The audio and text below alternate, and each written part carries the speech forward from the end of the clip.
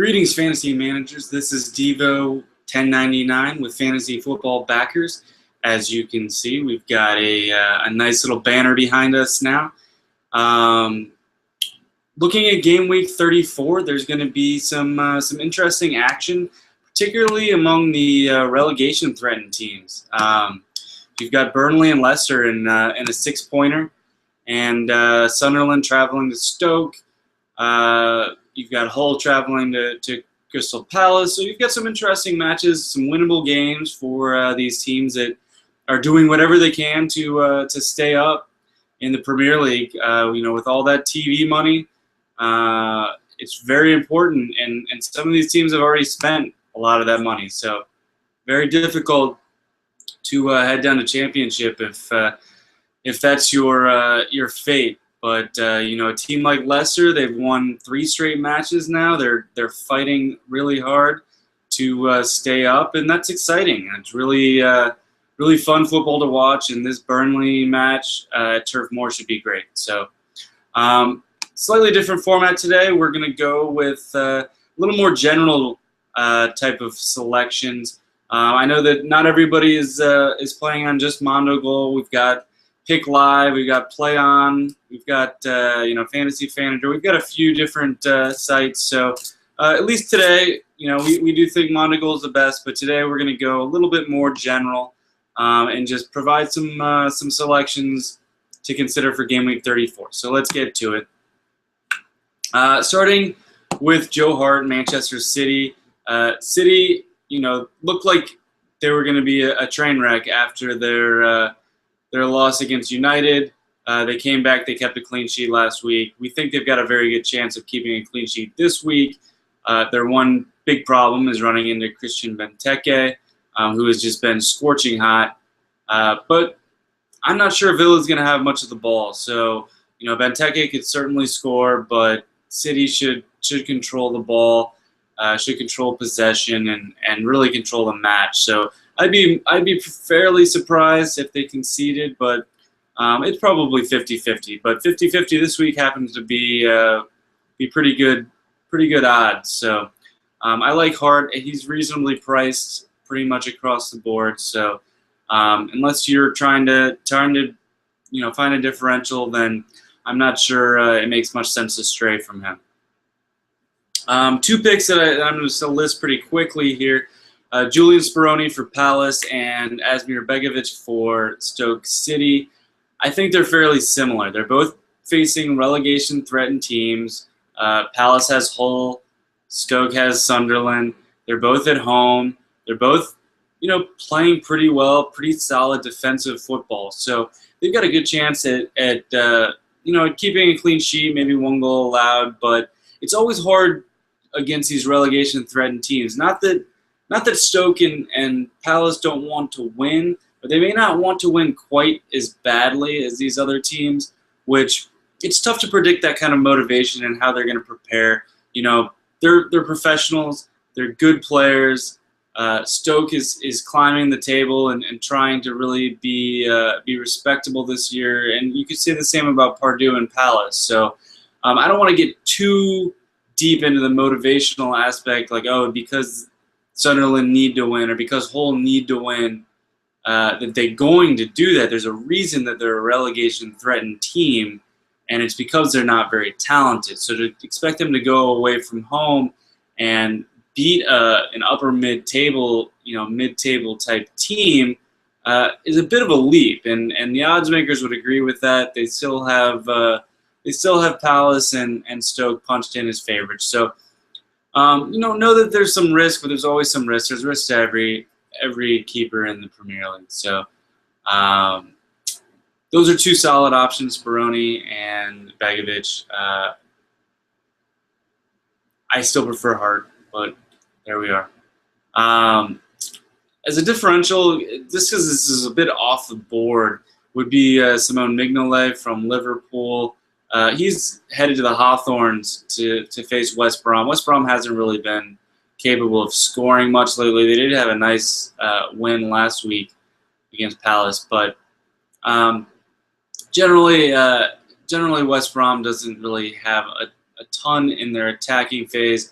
Berahino has certainly faded here in the past month or so, and maybe the past few weeks. But Mignola has been playing really fantastic football. Liverpool, for the most part, still been pretty great. So he's a little expensive in a couple of places I saw. So you couple that with him being away from home, I don't think he'll be a particularly popular selection.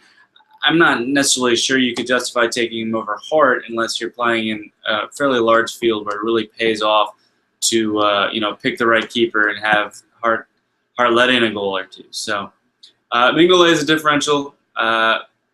Could be fun.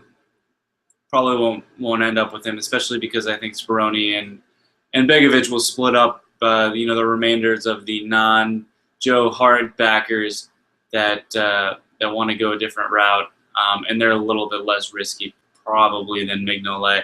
More likely to keep a clean sheet and less expensive. So moving to defender, starting with the defender that we always love to look at in matches where they are at Turf Moor and have the potential to keep a clean sheet, maybe let in one goal, and that's Kieran Trippier. Trippier is the leader in crosses across the EPL.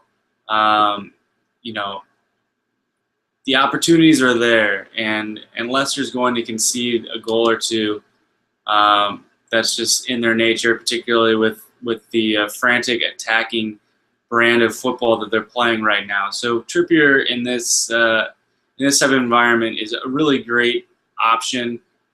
If he doesn't keep a clean sheet or just let in one goal, that probably means that he's been forward attacking and involved in scoring goals. So there's a couple of different ways that Trippier can come through for you. I really like him this week. Alexander Kolarov, Manchester City, played great last week in their win against West Ham.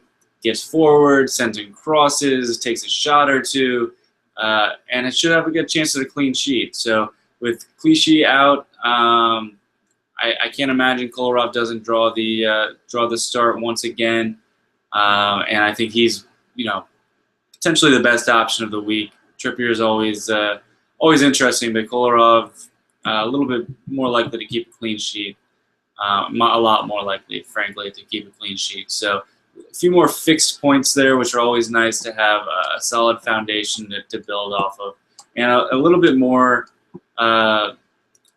expensive someplace, a little less expensive someplace. So that's a tough choice. Getting a little bit more inexpensive now, because I think we're going to want to spend some of our budget on our strikers and midfield. So Joel Ward with Palace, same things I said about Speroni. Ward came through for us a few weeks ago. He was able to score a goal against QPR in a similar situation where they were just heavy favorites at Selhurst Park, and I think he could do it again. He gets forward. Palace is a frantically crossing team, and Bolassi's playing really well. Zaha's up there, Punch's up there. Glenn Murray's been finishing well. So I think if Ward can get the ball, to those players, there's a good chance he could come up with an assist. Maybe even in the right position to score a goal again. Though we're not counting on that. Just the clean sheet opportunity for his value is probably enough to justify using him. Martin D. Camillus, we tapped him last week. He should be starting. He came through with a clean sheet. We think he can do it again. He's not going to be the most exciting player, but depending on the scoring that you're using, he may be more valuable than just the prayers for a clean sheet. Our differential at defender is a player that we've talked about a few times from Newcastle, Ryan Taylor. He is back in the side for Newcastle. He's been there for a little over a month now. He's one of their their bigger threats. They had Janmaat playing center back. They've moved him back out wide. They moved Taylor to center mid last week, which was interesting. He didn't do a whole lot there. But as you know from following fantasy football backers, we love any sort of player who gets in the midfield or the attack and is listed as a defender, because you're still going to get the full bonus points for a clean sheet or 1 goal allowed. But you're going to have a player that's going to be more likely to be involved in goals. So Taylor takes set pieces. I think for the value that he is across the board here, he's pretty solid. And I think people will still forget about him a bit. And Swansea's not scoring, so there's a chance that he could backdoor into a solid performance, even if he doesn't do much from his set pieces or in the attack. At midfield, first we've got David Silva. Very surprising that we are considering Silva this week, considering he was stretchered off with what appeared to be a broken face last week. But so far, so good. It sounds like it wasn't nearly as bad as they expected.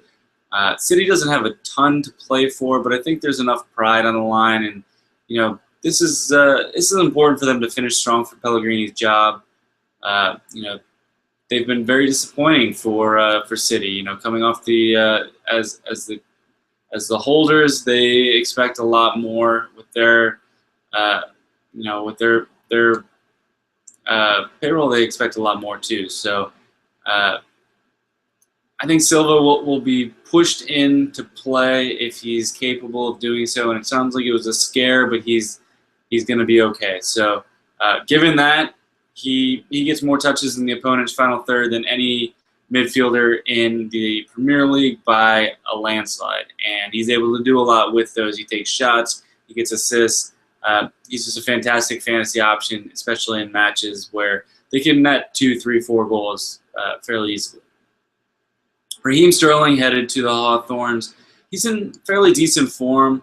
He's a very important player to Liverpool. They haven't been playing Sturridge quite as much up top, and Sterling's been in a bit of turmoil around the contract negotiations, but he's just got a lot to prove. And you want a player with that kind of motivation when there's not much else to play for, considering they're more or less locked into the 5th position in the Premier League. So, playing for a contract, sometimes that is important and can motivate a player. You have to remember these are human beings that we're dealing with, and money drives all of us. That's why we're playing daily fantasy football, trying to win some pounds ourselves. So, you're trying to win money, Sterling's trying to win money. That might be a nice combination. Michail Phillips from QPR. A great matchup against West Ham. West Ham is just really in dire straits right now, playing horribly. Doesn't really have much by way of strikers. Doesn't have the ability to really keep the ball in the midfield. Not that QPR necessarily does, but Michail Phillips has been pretty solid, and he's shown that he has the upside because he's just all over the pitch. He's on the ball constantly. He's got Charlie Austin he can feed. He's been, just sending in crosses, just whipping them in from the side repeatedly for the last couple months. And the fantasy rewards have been there, and we expect him to be there again. I think he's a great option against West Ham. Jesus Navas, similar situation, just, sending in crosses. We had him last week. We liked him last week. We think he can do it again. He and Aguero make a nice little team. Silva gets involved. Navas is more likely to start than the normal. I believe Samir Nasri picked up a knock, may not be able to go, and Navas seems like he's worked his way back into Pellegrini's good graces. So I like Navas. Our differential is Wilfried Zaha from Palace. As I mentioned, they've got Hull. It should be a fairly easy match for Palace to control if they choose to. Most other managers may flock towards Balassi or Punjin, but in my research, I noticed that Hull has been conceding more from the left side of their defense, and Zaha is going to be lining up on the right for Palace, which, we'll see if that's something that's predictive or not. But that was something I noticed, and I think you can get a discount on Zaha.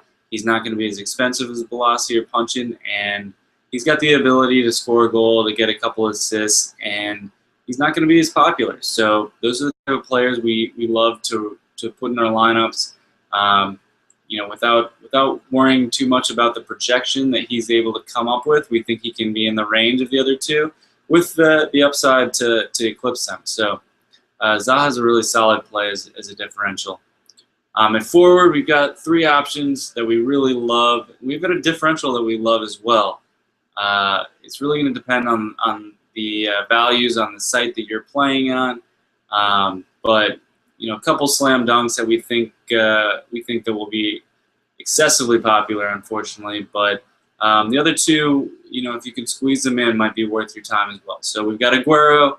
I don't really need to spend a whole lot of time talking about Aguero. His goal scoring is back. He's got a really easy opponent. So Aguero is going to be on virtually every team unless his value is at the point where it even makes sense to consider not putting him in your team. But I haven't seen that anywhere that it really would faze me. Charlie Austin, QPR, somewhat similar situation, maybe not the same quality as Aguero, but certainly the same ability to score 1-2, maybe even a hat trick with Hull City coming to town. And Austin's got plenty to prove as well. If he's going to help QPR stay up, or he's going to try to get transferred this summer, either way, he needs to keep scoring goals, prove that he's a consistent goal-scoring threat in the Premier League to attract more attention and more confidence from some teams that may be looking to put in a huge bid for him this summer. Along those same lines, we've got Danny Ings at Burnley. They've got to try to stay up. If they stay up, they may try to take a run at keeping Ings, but the writing seems like it's on the wall. I know Liverpool was circling him all season, particularly during the January transfer window, but figuring they can get him without paying the fee, they're going to take a run at him this summer. But Ings has gone 8 straight matches without scoring. So Austin's been scoring. Ings has not. It'll be interesting to see if he can break out of that slide. I do think there's just a little bit of variance there.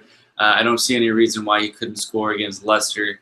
We'll just see if he can get himself in position to do that and help Burnley try to stay up, because regardless of what happens, I think that, as a player, he's going to want to leave a legacy and something he'd be proud of. And Burnley's got such rabid supporters that it would be a fun team for them to stay up. At this rate, I'm pretty interested in all the teams.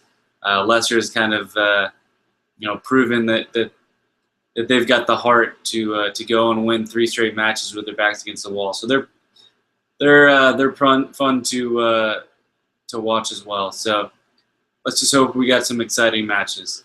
And last, for our differential, we've got named Youth from Stoke City with Bojan and Moses out.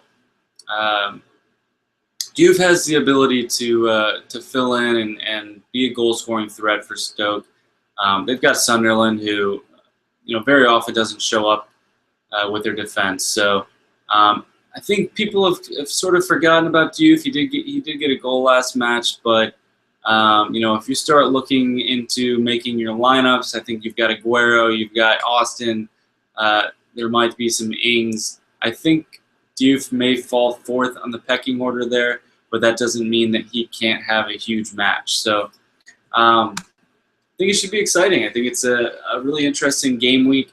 Manchester City is head and shoulders above anyone else in terms of being a favorite, but beyond that, I think it should be pretty balanced. A lot of really interesting matches, and as I mentioned, they could turn into crazy goal scoring,